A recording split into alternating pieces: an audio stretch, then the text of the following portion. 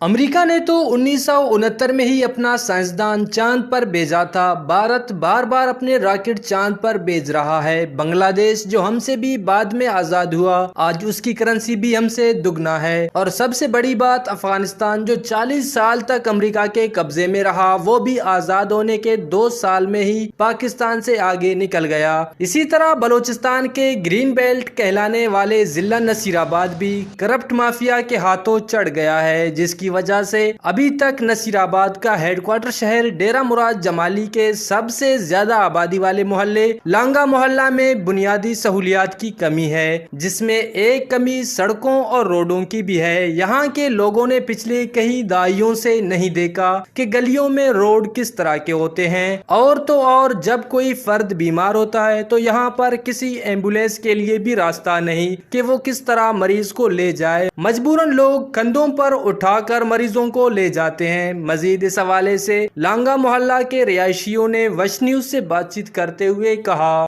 Road جوان teams مرے کہ ہرا ٹیما نمبر سنداڑے 10 سال مرے ننے 10 سال ٹی 15 سال ٹی اسی چکر جوڑ مسون اور ارے بائی پاسے دم کا کہ ایک اندہ ڈیرہ پورا ڈیرہ ملا ایک دم شاخ نہ کنڈا ہر رفو کام قصبہ گھر رفا کہ دا روڈ ان تھالے نما ان تھالے نہ در کرے نالی نہ تو صفائی ہے نہ روڈ تو جوڑ مرے پلو ٹیم سے گورنمنٹ نے اپیل کے نہ کہ داد کرے جوڑ کے مہربان کے ونے لانگا ما روڈ ٹھايو ونے سॼو شهر بند थींदो मेन रोड हितूं क्रॉसिंग हलंदी हुई।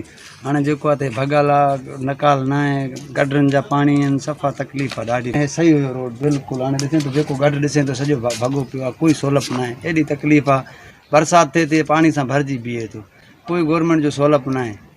महिरबानी थी वञे असां सां बाबा पाणी रोड ठही वञे۔